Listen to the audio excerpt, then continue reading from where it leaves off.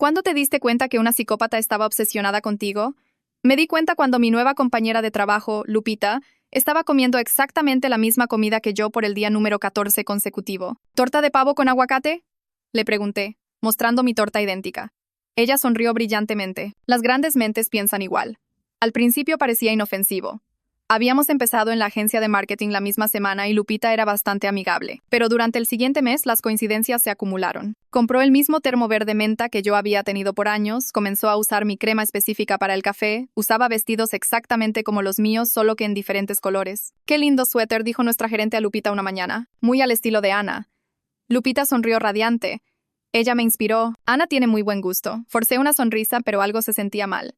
Cuando cambié a ensaladas para comer, Lupita también lo hizo. Cuando mencioné que me encantaban los podcasts de crímenes reales, de repente se obsesionó con los mismos. Incluso había comenzado a usar mis frases específicas como «está bien picante ese comentario» y mi risa nerviosa. Las cosas escalaron cuando me encontré con Lupita en mi estética. Estaba en la silla junto a la mía mostrándole a mi estilista una foto. «Quiero este color y corte exacto», dijo, luego me notó. «Ay, Ana, qué casualidad». Pero la foto era de mí, una de nuestro sitio web de la empresa. Literalmente le estaba mostrando a mi estilista una foto de mi cabello para copiarlo. Me fui antes de ver los resultados, pero el lunes siguiente, Lupita entró con mi mismo peinado y color exacto. ¿Verdad que ahora parecemos hermanas?, preguntó dando vueltas. Mis compañeros bromeaban sobre que éramos gemelas. Algunos encontraban tierno cuánto me admiraba Lupita, pero empecé a documentar todo. Había comprado mi mismo modelo de coche en el mismo color. Se mudó a un departamento a 3 cuadras del mío. Se inscribió en mi gimnasio. El punto de quiebre llegó cuando la vi en una cafetería con alguien. Mientras me acercaba, se me cayó el estómago. Estaba con Ricardo, mi exnovio de hace 2 años, el que me había roto el corazón. Estaban riendo tomados de la mano, claramente juntos. «Ana». Lupita me hizo señas para acercarme. «¿Te acuerdas de Ricardo, verdad? Nos conocimos en una app de citas». «Qué casualidad tan loca». Ricardo se veía incómodo, pero siguió el juego. Murmuré algo sobre llegar tarde y huí. No podía ser casualidad. La Ciudad de México era demasiado grande para que ella casualmente coincidiera con mi ex. Tenía que haberlo buscado específicamente. Comencé a investigar los antecedentes de Lupita. Sus redes sociales solo se remontaban a 6 meses. Sin amigos de la universidad, sin fotos familiares, sin historial, sus referencias estaban en orden. Pero cuando llamé directamente a las empresas, nadie la recordaba más allá de confirmar fechas de empleo. Entonces encontré su antiguo Instagram bajo un nombre diferente. Juana Landeros. Las fotos mostraban una persona completamente diferente. Morena. Estilo diferente, vida diferente. Pero la transformación estaba documentada. Lentamente, a lo largo de meses, Juana había cambiado. Decoloró su cabello en etapas. Perdió peso. Cambió su guardarropa. Las últimas publicaciones eran de hace 8 meses, mostrándola afuera de mi edificio de departamentos. Afuera de mi gimnasio. En mis restaurantes favoritos. Me había estado acechando durante meses antes de aplicar a mi empresa. La confronté en el estacionamiento después del trabajo. «Sé que me has estado siguiendo. Sé que buscaste a Ricardo a propósito.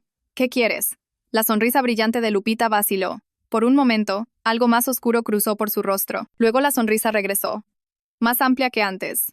«Es que te admiro tanto. Tienes la vida perfecta. Esto no es admiración. Es acoso. Voy a ir a recursos humanos». «¿Con qué pruebas? ¿De que tengo buen gusto? ¿De que casualmente coincidí con tu ex?» «Eso no es ilegal, Ana». Tenía razón. Nada de lo que había hecho era técnicamente criminal. Solo profundamente perturbador. De todos modos fui a RH, pero dijeron que sin evidencia de acoso real no podían actuar contra alguien por tener preferencias similares. Comencé a cambiar todo. Nuevas rutas al trabajo, nuevas cafeterías, diferentes horarios en el gimnasio. Pero Lupita se adaptó. Siempre encontraba formas de intersectar con mi vida. Ricardo terminó con ella después de que le advertí. Pero ella no parecía molesta, como si salir con él hubiera sido solo otra casilla que marcar. Una noche llegué a casa y encontré un paquete en mi puerta, sin dirección de remitente. Dentro había un álbum de fotos. Las primeras páginas mostraban fotos recientes. Yo en el trabajo, en la tienda, paseando a mi perro. Fotos normales de vigilancia, pero conforme pasaba las páginas se volvían más viejas. Fotos mías en la universidad, en la prepa, en reuniones familiares, fiestas de cumpleaños cuando era niña. Fotos que nunca había visto antes, tomadas desde ángulos que significaban que alguien había estado ahí, observando, documentando toda mi vida. La última página tenía una sola foto. 2 bebés en una sala de maternidad. La etiqueta decía, bebé A y bebé B, Hospital Español. 23 de abril de 1992. Mi fecha de nacimiento. Mi hospital. Mi teléfono sonó. Lupita. ¿Recibiste mi regalo? ¿Qué es esto? ¿Qué es el BBB? No te acuerdas porque eras muy chica, pero yo recuerdo todo. Lo que dijo a continuación cambió todo lo que pensaba que sabía. La voz de Lupita llegó a través del teléfono. Temblorosa pero segura. Nuestra mamá mintió sobre tener gemelas. Tenía una hermana que fue dada en adopción al nacer. Había estado buscándome toda su vida, siguiendo pistas a través de registros de adopción y registros hospitalarios hasta que me encontró. Mis manos comenzaron a temblar tan fuerte que casi dejé caer el teléfono. El álbum se resbaló de mi regazo y golpeó el piso. Le dije que necesitábamos hablar en persona de inmediato porque esto cambiaba todo lo que pensaba que sabía sobre mi familia. Ella aceptó encontrarse conmigo en una cafetería al día siguiente. Pero después de colgar, no pude moverme de mi sillón. La foto de esos dos bebés me miraba desde el piso. Bebé A y bebé B. Uno de ellos era yo. ¿La otra realmente era Lupita? Pasé toda la noche sin poder dormir. Saqué cada foto de bebé que tenía en mi laptop, comparándolas con la foto de la maternidad del álbum. El cronograma coincidía exactamente con mi cumpleaños, 23 de abril de 1992. Hospital Español. El mismo hospital del que mi mamá siempre me platicaba. Comencé a cuestionar si toda mi infancia estaba construida sobre una mentira que mis papás me dijeron. ¿Realmente habían dado a mi hermana gemela? ¿Por qué harían eso? Busqué en internet información sobre gemelos separados y encontré cientos de historias sobre hermanos reunidos después de décadas. Algunos se veían idénticos aunque nunca se habían conocido. A la mañana siguiente llamé al trabajo para reportarme enferma. Mi voz sonaba rara por teléfono como si estuviera bajo el agua. Me subí a mi coche y comencé a manejar a la casa de mis papás a 2 horas de distancia sin siquiera mandarles mensaje antes. Mi mamá abrió la puerta en su bata. Cabello despeinado. Claramente sorprendida de verme parada ahí a las 9 de la mañana un miércoles. Levanté la foto de la maternidad sin decir hola. Le pedí que explicara qué significaba el bebé. El rostro de mi mamá se puso completamente blanco cuando vio la foto. Agarró el marco de la puerta como si fuera a caerse. Luego caminó al sillón y se sentó pesadamente. Seguía diciendo que nunca hubo una gemela, que fui un nacimiento único, solo una bebé. Pero sus manos temblaban y no me miraba. Presioné más fuerte. Le mostré las fotos de vigilancia del álbum. Fotos mías de toda mi vida tomadas por alguien que me había estado observando. Expliqué todo lo que Lupita había hecho durante los últimos meses. La copia, el acecho, las falsas coincidencias, salir con Ricardo.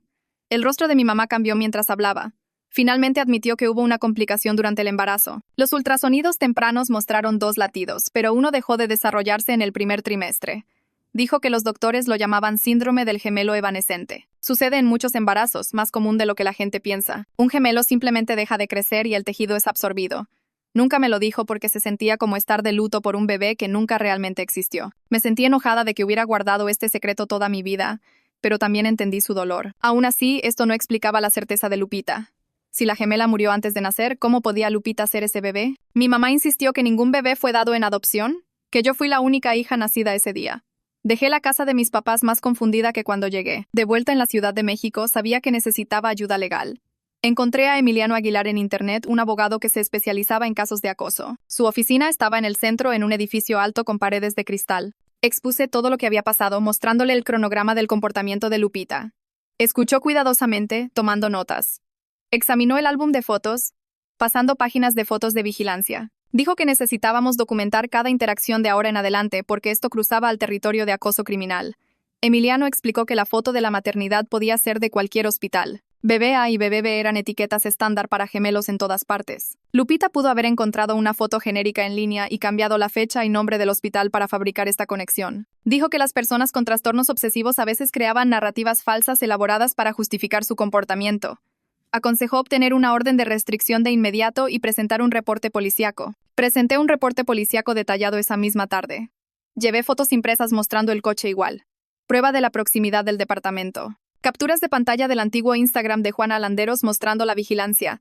También llevé la información de contacto de Ricardo. La detective, una mujer de aspecto cansado llamada Daniela, se lo tomó todo en serio. Dijo que los casos de acoso eran difíciles de procesar sin amenazas directas. Copiar la vida de alguien no era técnicamente ilegal en el Distrito Federal, pero el patrón de comportamiento combinado con la historia fabricada de gemelas podría ser suficiente para una orden de restricción. Me dijo que siguiera documentando todo. Llamé a Ricardo esa noche. Sonaba incómodo cuando escuchó mi voz, probablemente sintiéndose culpable por haber salido con Lupita. Expliqué lo que había aprendido sobre su verdadera identidad como Juana Landeros y el patrón de acoso. Se quedó en silencio por mucho tiempo.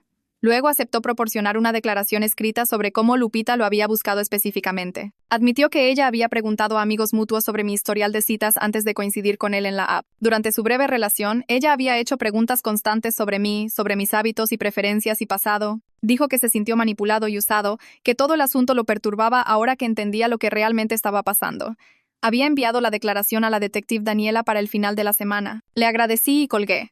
Por primera vez desde encontrar ese álbum, sentí que estaba tomando acción real en lugar de solo reaccionar a los movimientos de Lupita. 2 días después regresé a la oficina y todo se veía igual, pero se sentía completamente diferente. El diseño de espacio abierto que solía sentirse moderno y colaborativo ahora se sentía expuesto. Podía ver a Lupita al otro lado de la sala en su escritorio, escribiendo como si nada hubiera pasado. Levantó la vista, atrapó mi mirada y sonrió con esta sonrisa brillante y amigable. Estaba usando un suéter color crema casi idéntico a uno que yo había usado la semana pasada. Mis manos se apretaron alrededor de la correa de mi bolsa y tuve que obligarme a caminar a mi escritorio en lugar de gritarle frente a todos.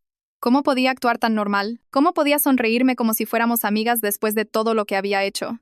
Me senté y abrí mi laptop, tratando de concentrarme en los correos, pero podía sentir su mirada sobre mí. Cada pocos minutos levantaba la vista y la atrapaba mirando antes de que rápidamente desviara la mirada. Mis compañeros platicaban a mi alrededor sobre planes de fin de semana y proyectos próximos, totalmente inconscientes de que la mujer 3 escritorios más allá me había estado acechando durante meses. Quería pararme y decirle a todos lo que ella realmente era, pero sabía cómo se vería eso. Yo sería la loca haciendo acusaciones mientras Lupita jugaba a ser inocente. En cambio, mantuve la cabeza abajo y conté las horas hasta poder irme. Alrededor del mediodía, me reuní con Emiliano en su oficina en el centro. Ya había redactado la petición de orden de restricción y me explicó cada sección. La audiencia en la corte estaba programada para 2 semanas después, lo que se sentía como una eternidad.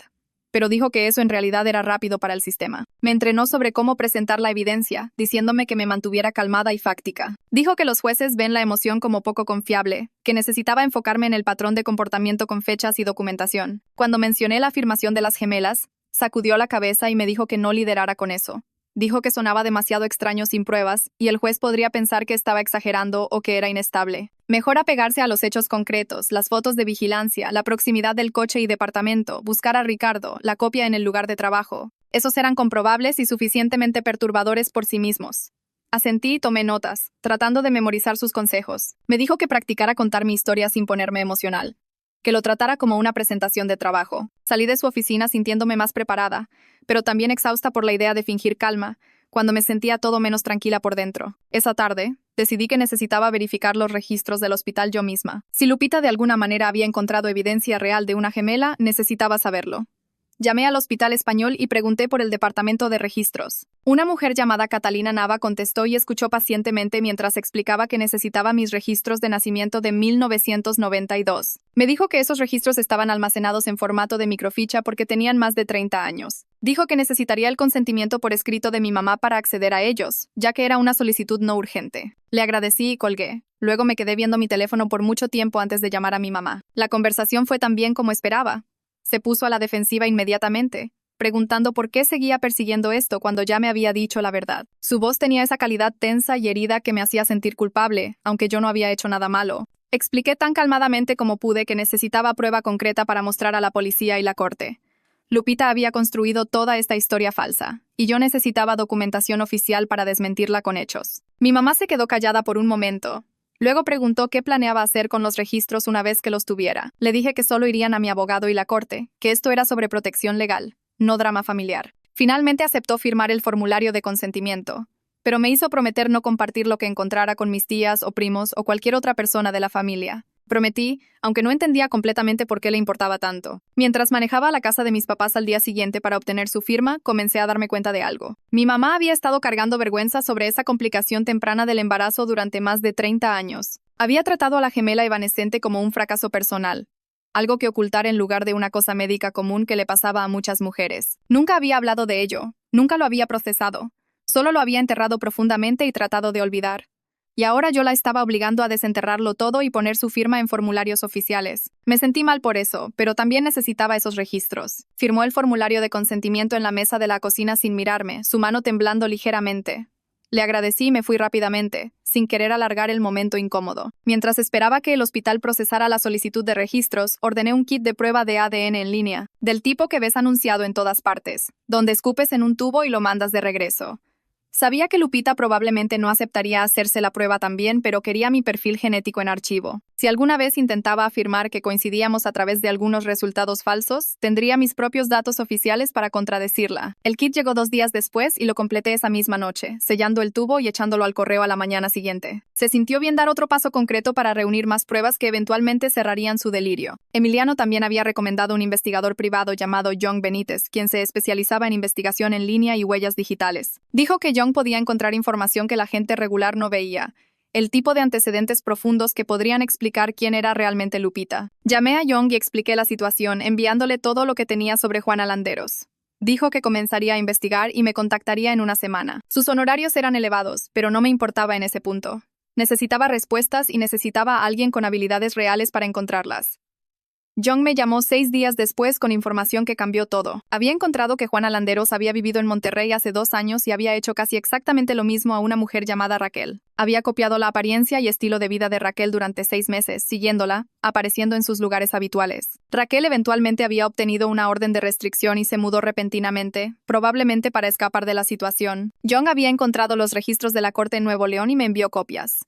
Leer la petición de Raquel se sintió como verme en un espejo. El mismo patrón de comportamiento, la misma transformación gradual, la misma fijación obsesiva. La única diferencia era que Raquel había actuado más rápido, obteniendo protección legal antes de que escalara tanto como mi situación. Este descubrimiento me impactó de 2 formas completamente opuestas a la vez. Parte de mí se sintió aliviada porque probaba que yo no era especial, que la historia de gemelas de Lupita era ficción completa. No era su hermana real, solo su objetivo más reciente. Me había elegido de la misma manera que había elegido a Raquel y probablemente a otras antes, pero también me sentí horrorizada porque significaba que estaba profundamente enferma mental de una manera que no simplemente desaparecería. Esto no era sobre realmente encontrar una hermana perdida. Esto era un patrón que repetía una y otra vez, fijándose en mujeres y transformándose en ellas. Incluso si probaba que no éramos familia, incluso si obtenía la orden de restricción, probablemente solo pasaría a alguien nueva eventualmente.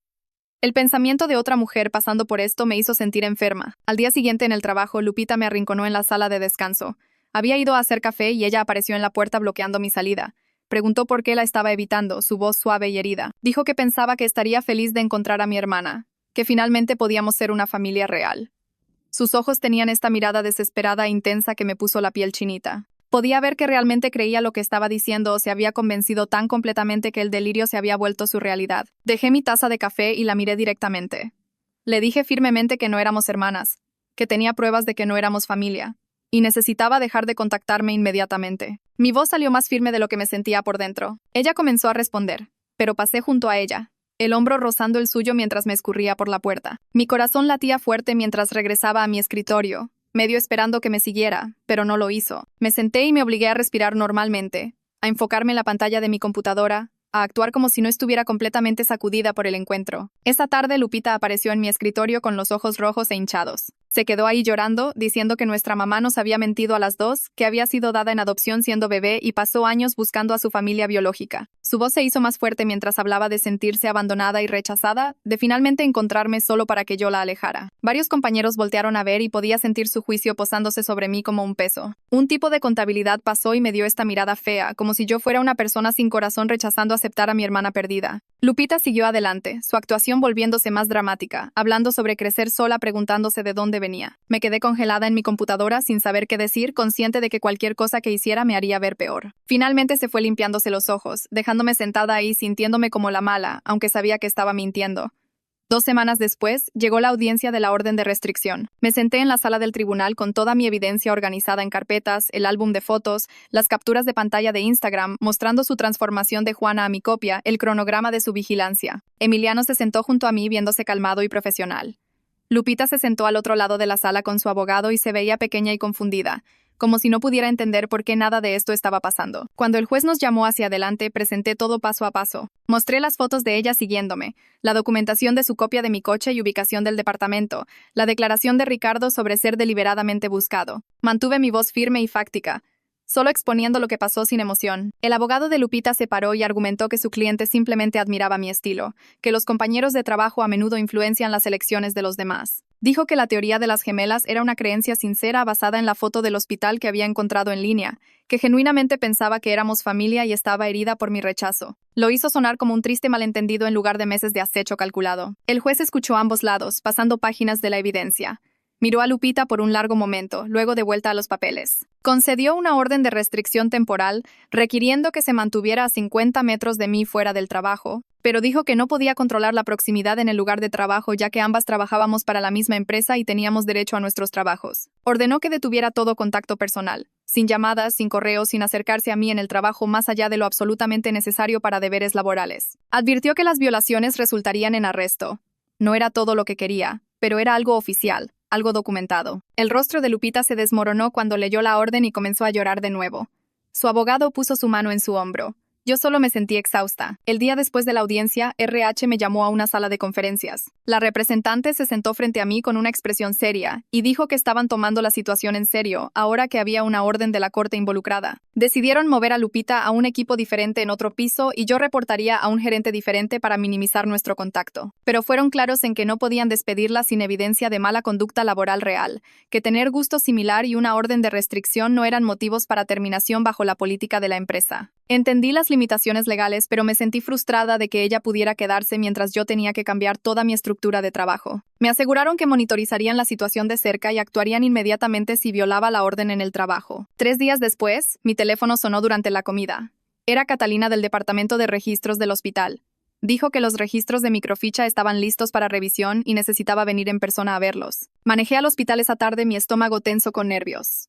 Parte de mí tenía miedo de encontrar algo que probara que Lupita tenía razón, aunque toda la evidencia decía que estaba mintiendo. Los archivos del hospital estaban en el sótano, un cuarto silencioso lleno de viejos archiveros y máquinas de microficha. Catalina me encontró ahí, una mujer de mediana edad con ojos amables y movimientos eficientes.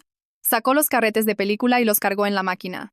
Los registros de nacimiento aparecieron en la pantalla en blanco y negro granulado. Me incliné hacia adelante, leyendo los papeles de admisión de mi mamá. Las notas tempranas del embarazo mencionaban una sospecha de gemela basada en el ultrasonido inicial. Mi corazón saltó cuando vi eso, pero luego el registro del parto claramente establecía nacimiento único sin problemas. Había una nota en el margen sobre el síndrome del gemelo evanescente en el primer trimestre, exactamente lo que mi mamá me había dicho.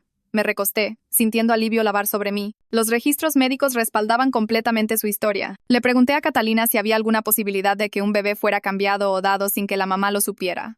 Sacudió la cabeza y explicó que los protocolos modernos del hospital hacían eso básicamente imposible. Los bebés recibían brazaletes de identificación inmediatamente después del nacimiento. Las mamás tenían brazaletes que coincidían y las enfermeras los verificaban constantemente. Dijo que incluso en 1992 los sistemas eran bastante buenos. Luego mencionó a Betty, una enfermera jubilada de labor y parto que había trabajado en el hospital en aquel entonces. Dijo que Betty podría recordar casos inusuales o al menos podría explicar cómo funcionaban las cosas en esa época. Catalina me escribió el número de teléfono de Betty. Llamé a Betty esa noche y aceptó reunirse conmigo al día siguiente en una cafetería cerca de su casa. Cuando entré, la reconocí de inmediato, tipo abuela con cabello plateado y una sonrisa cálida. Me hizo señas hacia su mesa y pidió café para ambas. Saqué la foto de la maternidad y la deslicé hacia ella. La recogió cuidadosamente, sosteniéndola cerca para estudiar los detalles. Su rostro se puso pensativo mientras la examinaba. Dijo que el sistema de etiquetado se veía correcto para ese periodo de tiempo, pero algo sobre la calidad de la imagen le parecía mal. Betty explicó que en 1992 el hospital usaba cámaras Polaroid para todas las fotos de maternidad. Las fotos tenían una apariencia y textura específicas que esta imagen no tenía. La volteó revisando la parte de atrás, luego la sostuvo a la luz. Dijo que parecía que había sido impresa de un archivo digital, que la resolución y calidad del color eran demasiado limpias para una Polaroid de 30 años. Sospechaba que alguien había manipulado una foto vieja o descargado una foto genérica de gemelos de internet y la había reetiquetado para coincidir con mi fecha de nacimiento y hospital. Entre más hablaba, más segura sonaba. Esta no era una foto auténtica del hospital de 1992.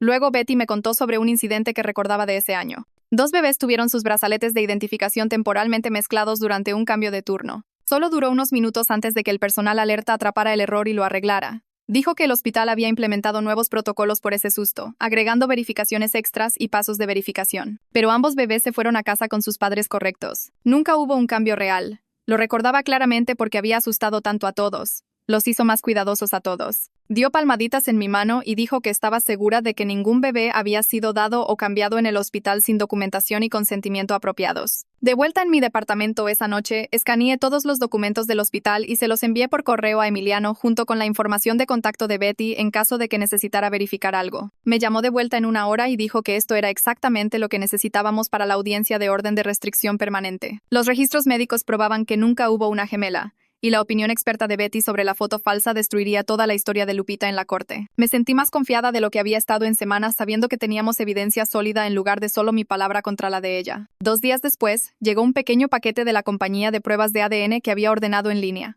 Lo abrí en mi mesa de la cocina y leí las instrucciones cuidadosamente. El hisopo de mejilla era bastante simple. Solo frotar el palillo de algodón dentro de mi boca por 30 segundos en cada lado. Sabía que Lupita nunca aceptaría hacerse la prueba ella misma, pero quería mi perfil genético documentado oficialmente. Si alguna vez intentaba afirmar que coincidíamos a través de algunos resultados falsos o documentos forjados, tendría prueba de mi ADN real en archivo con una compañía legítima. Sellé la muestra en el sobre prepagado y la eché en el buzón camino al trabajo a la mañana siguiente. Esa tarde, John me envió su reporte completo sobre Juana Landeros, y me senté en mi coche en el estacionamiento leyéndolo antes de entrar a la oficina. Mis manos comenzaron a temblar para la segunda página.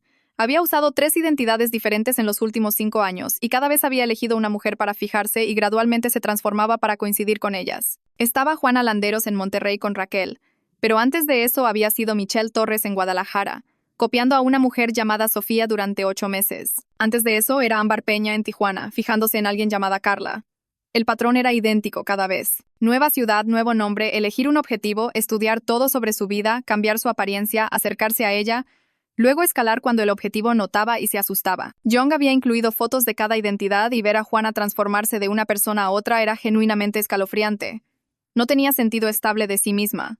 Solo tomaba prestado a quien decidía convertirse después. El reporte mostraba que cada fijación terminaba de la misma manera también. El objetivo se mudaba para escapar de ella u obtenía protección legal, y luego Juana desaparecía por unos meses antes de aparecer en una nueva ciudad con un nuevo nombre y un nuevo objetivo. Había hecho esto al menos 3 veces que Young podía documentar, tal vez más de las que no podía encontrar registros.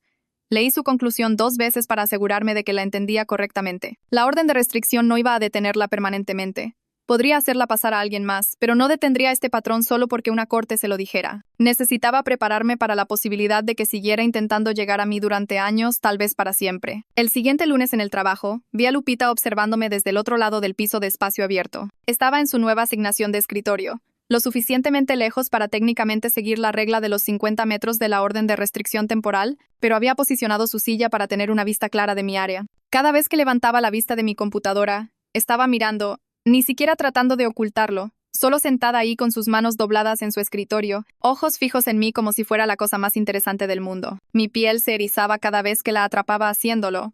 Intenté moverme a un escritorio diferente por la tarde, pero ella ajustó su posición para seguir observando. Me dije a mí misma que estaba probando los límites, viendo con qué se podía salir, pero aún así me daban ganas de gritar. Mi gerente notó que me veía incómoda y me llamó a su oficina alrededor de las 3. Cerró la puerta y preguntó si Lupita me estaba molestando a pesar de la reasignación de equipo. Expliqué sobre la mirada fija y cómo seguía posicionándose para observarme. Mi gerente frunció el ceño y dijo que hablaría con RH al respecto, pero mientras tanto, sugirió que trabajara desde casa 2 días a la semana para reducir el contacto. Podía elegir qué días funcionaban mejor para mi horario. Le agradecí la flexibilidad, genuinamente agradecida de que alguien en el trabajo estuviera tomando esto en serio, pero también me sentí frustrada de que yo era la que ajustaba mi vida y cambiando mi rutina mientras Lupita podía quedarse en la oficina actuando como una víctima cuya hermana la estaba rechazando. 3 semanas después de que se emitió la orden de restricción temporal, recibí un correo de Lupita a mi dirección de trabajo. El asunto decía prueba de que somos hermanas y se me cayó el estómago cuando vi su nombre. No lo abrí. Inmediatamente lo reenvié completo a Emiliano y luego envié una copia separada a la detective manejando mi caso. Cualquier contacto de ella estaba prohibido bajo los términos de la orden de restricción, incluso correo de trabajo. El mensaje en sí hablaba sobre encontrar nueva evidencia y querer compartirla conmigo, pero no leí los detalles. Solo quería que quedara documentado que había violado la orden. La detective me llamó de vuelta esa tarde y dijo que emitirían una advertencia a Lupita. Su abogado probablemente afirmaría que era relacionado al trabajo y enviado por accidente, que es exactamente lo que pasó. Cuando la policía la contactó, su abogado dijo que había intentado enviar un correo a alguien más sobre un proyecto de trabajo. El autocompletado había puesto mi dirección por error. La detective me dijo que este era comportamiento típico de acosador, probando los límites para ver con qué se podían salir. Dijo que debía documentar cada incidente sin importar qué tan pequeño, porque los patrones de comportamiento importaban más que eventos individuales en casos de acoso. Mantener un registro detallado con fechas y horas y descripciones. Guardar cada correo, cada mensaje, cada interacción, construir el archivo de evidencia para cuando regresáramos a la corte por la orden permanente, tendríamos prueba de que no iba a parar. Comencé a mantener una libreta en mi bolsa específicamente para registrar incidentes de Lupita. Cada vez que la veía observándome en el trabajo, escribía la fecha, hora, dónde estaba sentada yo, dónde estaba posicionada ella, cuánto tiempo miraba. Cuando fui al gimnasio ese fin de semana, el personal del mostrador me apartó y dijo que necesitaban hablar conmigo sobre una consulta de miembro. Aparentemente Lupita había estado haciendo preguntas sobre mi horario de ejercicio. ¿A qué horas usualmente venía? ¿Qué clases atendía? Habían marcado su membresía por comportamiento sospechoso y le dijeron que no podían compartir información de miembros. El miembro del personal que me lo dijo se veía incómodo, como si no estuviera seguro si estaba reaccionando de más. Pero le agradecí por hacérmelo saber y lo agregué a mi registro. Cada pieza de evidencia importaba. Esa noche, mi mamá llamó llorando. Dijo que lo sentía por mantener el secreto del gemelo evanescente de mí todos estos años y preguntó si podíamos reparar nuestra relación. Su voz estaba temblorosa y podía decir que había estado pensando en esto por días, tal vez semanas. Me senté en mi sillón escuchándola disculparse y me sentí dividida entre comprensión y dolor. Le dije que entendía por qué no me había contado sobre la pérdida temprana del embarazo, que tenía sentido que quisiera protegerme de algo triste que pasó antes de que yo realmente naciera, pero estaba herida de que no fuera honesta cuando Lupita apareció primero con su historia de gemelas. Si mi mamá solo me hubiera dicho la verdad de inmediato, podría haber cerrado el delirio de Lupita inmediatamente, en lugar de pasar semanas preguntándome si había alguna posibilidad de que fuera real. Mi mamá lloró más fuerte y dijo que había tenido miedo y vergüenza, que todavía sentía que había fallado de alguna manera por no haber cargado a ambos bebés. Le dije que necesitábamos tiempo para reconstruir confianza, que no podía solo pretender que todo estaba bien, pero quería trabajar en nuestra relación. Acordamos hablar de nuevo en unos días después de que ambas tuviéramos tiempo para procesar todo. La siguiente semana, Emiliano me llamó a su oficina para programar la audiencia de orden de restricción permanente. Sacó su calendario y circuló una fecha 6 semanas después, explicando que era el espacio más pronto disponible en el juzgado. Extendió toda nuestra evidencia por su escritorio, los documentos de orden de restricción de Monterrey, los registros del hospital mostrando que no hubo gemela, el registro de acoso en el lugar de trabajo, el álbum de fotos que Lupita había enviado. Dio golpecitos a los papeles de Monterrey con su pluma y dijo que teníamos un caso extremadamente fuerte porque el patrón probaba que esto no era sobre mí específicamente. Era sobre su enfermedad mental encontrando un nuevo objetivo. Los registros del hospital completamente destruían su historia de gemelas, y el comportamiento documentado en el lugar de trabajo mostraba que no pararía incluso cuando fuera confrontada. Se sentía confiado de que el juez concedería una orden de largo plazo con condiciones serias adjuntas. Salí de su oficina sintiéndome esperanzada por primera vez en meses, como que tal vez el sistema legal podía realmente protegerme de su presencia constante en mi vida. Esa misma tarde, John me envió un correo urgente con capturas de pantalla adjuntas. Había estado monitoreando las cuentas de redes sociales de Juana Landeros bajo sus varios nombres, y había comenzado a publicar mensajes vagos en Facebook sobre ser rechazada por su familia biológica. La publicación hablaba sobre buscar toda su vida a su hermana, finalmente encontrarla,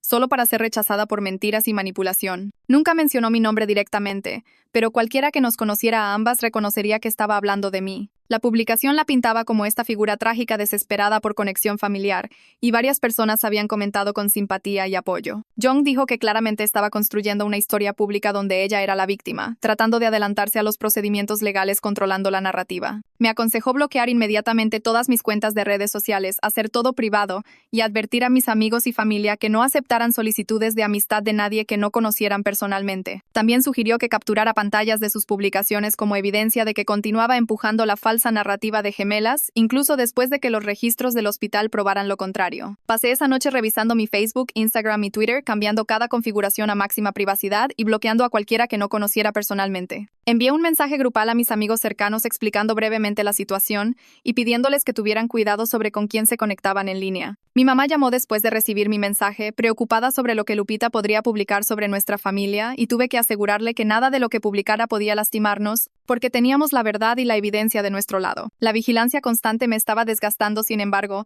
siempre teniendo que pensar 3 pasos adelante sobre qué podría hacer Lupita después, y me di cuenta de que necesitaba ayuda profesional lidiando con el estrés. Encontré una terapeuta llamada doctora Sara Ponce, quien se especializaba en trauma y casos de acoso, y conseguí una cita para la siguiente semana. Sentada en su consultorio esa primera sesión, derramé todo sobre Lupita, la copia, la vigilancia, el delirio de gemelas, el sentimiento constante de ser observada. Ladrá.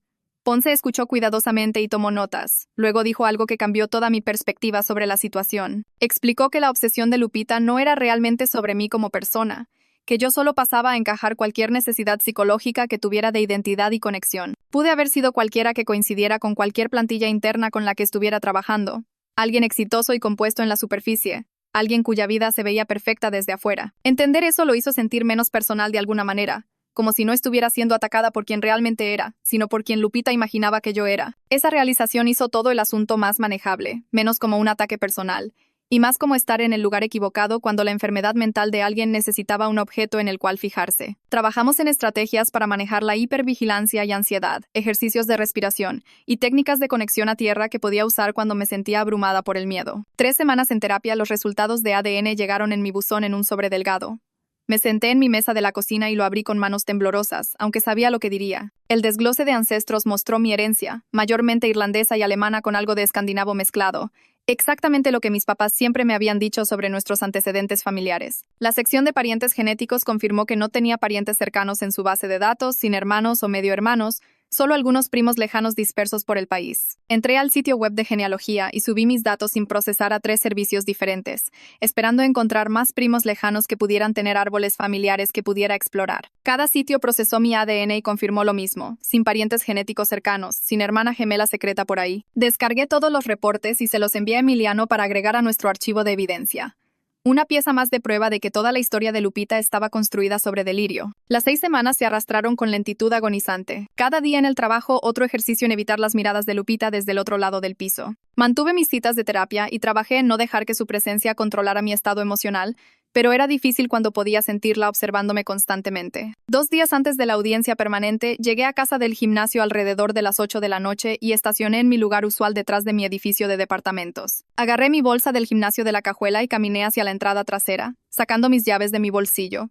Algo me hizo levantar la vista a mi edificio. Tal vez instinto o solo casualidad aleatoria, y la vi. Lupita estaba parada al otro lado de la calle, parcialmente escondida por un árbol, mirando hacia mis ventanas. No estaba tratando de acercarse a mí al otro lado de la calle, solo parada ahí observando mi departamento en la oscuridad creciente. Mi corazón comenzó a acelerarse y busqué torpemente mi teléfono, tratando de decidir si debía llamar a la policía o solo entrar rápidamente. Antes de que pudiera decidir, mi vecino Javier salió por la puerta trasera paseando a su perro. Me vio congelada en la banqueta y siguió mi mirada al otro lado de la calle, viendo a Lupita inmediatamente. Javier era un policía jubilado, e inmediatamente entendió que algo estaba mal. Me dijo que entrara ahora mismo mientras él la vigilaba, y prácticamente corrí a través de la puerta y subí las escaleras a mi departamento. Observé desde mi ventana mientras Javier se quedaba afuera con su perro, claramente observando a Lupita, quien permaneció al otro lado de la calle por otros 10 minutos antes de finalmente irse caminando. Javier me llamó 5 minutos después y dijo que su cámara de timbre había capturado todo. 20 minutos de Lupita parada al otro lado de la calle mirando mi edificio. Ya había descargado el video y me lo enviaría de inmediato para mi abogado. Inmediatamente reenvié el video tanto a Emiliano como a la policía, mis manos temblando tan mal que apenas podía escribir. Esta era una violación clara de la orden de restricción. Prueba documentada de que todavía me estaba acechando incluso con una orden de la corte en su lugar. La detective me llamó de vuelta en 1 hora y dijo que el video era exactamente lo que necesitaban. Evidencia clara en video de ella violando la regla de los 50 metros y participando en comportamiento de vigilancia. Dijo que la arrestarían a primera hora de la mañana, y esto fortalecería significativamente nuestro caso en la audiencia permanente. Apenas dormí esa noche sobresaltándome con cada sonido, convencida de que Lupita regresaría. A la mañana siguiente, llamé al trabajo para reportarme enferma, incapaz de enfrentar ir a la oficina sabiendo que la policía la arrestaría ahí. Emiliano me mandó mensaje alrededor de las 11 para decir que estaba hecho. Lupita había sido arrestada en su escritorio y llevada a la estación para el proceso. Fue liberada bajo fianza unas horas después, pero ahora tenía un cargo criminal pendiente además del caso civil de orden de restricción. Emiliano dijo que esta violación era lo mejor que pudo haber pasado para nuestro caso, aunque fue aterrador para mí porque probaba que no respetaría órdenes de la corte y necesitaba monitoreo más estricto. La audiencia permanente estaba programada para las 9 de la mañana siguiente, y me puse mi atuendo más profesional y me reuní con Emiliano en el juzgado 30 minutos antes. Nos sentamos en el pasillo revisando nuestra evidencia una vez más, y pude ver a Lupita llegar con su abogado, viéndose pálida y nerviosa. Cuando el juez llamó nuestro caso, entramos en fila a la sala del tribunal y tomamos nuestros asientos en mesas opuestas. El juez era un hombre mayor con cabello cano y ojos agudos, y pasó 10 minutos revisando toda la evidencia en silencio antes de levantar la vista. Le pidió al abogado de Lupita que explicara el arresto de hace 2 días, y el abogado trató de argumentar que Lupita tenía problemas de salud mental y necesitaba tratamiento en lugar de castigo. Afirmó que Lupita verdaderamente creía la historia de gemelas y solo estaba tratando de conectar con familia, que su comportamiento venía de un lugar de confusión en lugar de malicia. El juez escuchó sin expresión. Luego pasó páginas de los documentos de orden de restricción de Monterrey y preguntó por qué Lupita había hecho exactamente lo mismo a otra mujer hace 2 años. Su abogado no tuvo buena respuesta para eso, solo repitió que Lupita necesitaba apoyo de salud mental. El juez miró directamente a Lupita y preguntó si entendía que toda evidencia médica probaba que ella y yo no éramos familia, que los registros del hospital mostraban ningún nacimiento gemelar, que los resultados de ADN no mostraban conexión genética. Lupita comenzó a llorar e insistió que nuestra mamá había mentido, que los registros podían ser falsificados, que sabía en su corazón que éramos hermanas. El juez la interrumpió y dijo que los sentimientos no eran hechos, y su patrón de comportamiento a través de múltiples estados mostraba que era un peligro para cualquier mujer en la que se fijara. Concedió una orden de restricción de 5 años con condiciones estrictas, incluyendo tratamiento de salud mental obligatorio con un proveedor aprobado por la Corte y monitoreo GPS durante el primer año, para que la policía pudiera rastrear si violaba los requisitos de distancia. Le dijo a Lupita directamente que si continuaba persiguiendo este delirio sobre ser mi hermana, iría a la cárcel y le estaba ordenando no tener contacto alguno, ni en persona, ni en línea, ni a través de terceros. El alivio que me inundó fue tan fuerte que me sentí mareada, finalmente teniendo protección legal real con dientes detrás. Después de la audiencia, Emiliano me acompañó a mi coche y dijo que este era el mejor resultado posible, que el monitoreo GPS significaba que no podía acercarse a mí sin notificación policial inmediata. El cargo criminal se resolvería en unas semanas, probablemente con libertad condicional y tratamiento obligatorio como parte de un acuerdo de culpabilidad. Manejé directo al trabajo aunque era casi mediodía, necesitando sentirme normal de nuevo, y encontré un mensaje de RH pidiendo que fuera a su oficina inmediatamente. La directora de RH y mi gerente estaban ahí, y me dijeron que habían sido informados sobre la orden de restricción permanente y el arresto de Lupita. Dijeron que estaban terminando su empleo efectivo inmediatamente, que la orden de restricción combinada con el cargo criminal les daba motivos claros para despedirla por crear un ambiente de trabajo inseguro. Se disculparon por no actuar antes cuando reporté el acoso por primera vez, dijeron que deberían haberlo tomado más en serio antes de que llegara a este punto. Les agradecí y regresé a mi escritorio, mirando el espacio vacío donde Lupita solía sentarse al otro lado del piso. Saber que no estaría ahí más se sintió como un peso enorme levantándose de mis hombros, no tener que verla todos los días observándome. Esa noche me reuní con Emiliano para discutir los siguientes pasos, y me advirtió que perder su trabajo podría hacer su comportamiento peor en lugar de mejor. Dijo que los acosadores a menudo se volvían más peligrosos cuando perdían el contacto estructurado de un lugar de trabajo, cuando no tenían nada más que tiempo para obsesionarse. Me aconsejó instalar cámaras de seguridad en la entrada de mi departamento y seguir variando mis rutinas tanto como fuera posible, no caer en patrones predecibles que pudiera rastrear. El monitoreo GPS alertaría a la policía si llegaba a 500 metros de mi casa o trabajo, pero todavía necesitaba mantenerme vigilante y consciente de mis alrededores. Salí de su oficina sintiéndome aliviada y ansiosa, agradecida por las protecciones legales, pero asustada sobre qué podría hacer Lupita después, ahora que no tenía nada que perder. Instalé las cámaras de seguridad al día siguiente, montando una sobre mi puerta de departamento y otra cubriendo el área de estacionamiento donde guardaba mi coche. El video se subía automáticamente a almacenamiento en la nube, dándome un registro de cualquiera que se acercara a mi espacio. Probé las alertas de movimiento en mi teléfono, viéndome caminar dentro y fuera del cuadro, y me sentí ligeramente mejor sabiendo que tendría advertencias si Lupita violaba la orden de restricción. Emiliano había tenido razón sobre necesitar múltiples capas de protección, porque las órdenes legales solo funcionaban si podías probar que habían sido violadas. 2 días después, John me envió un correo con el asunto nueva actividad.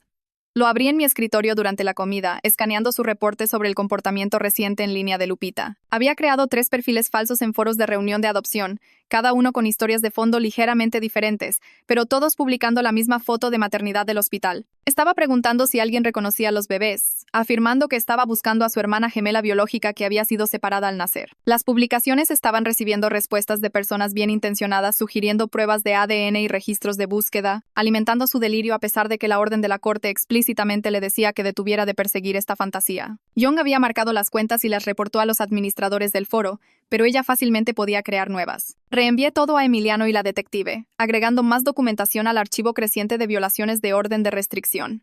Esa noche, llamé a mi mamá, algo que había estado evitando desde la audiencia. Contestó al tercer timbre, su voz cautelosa.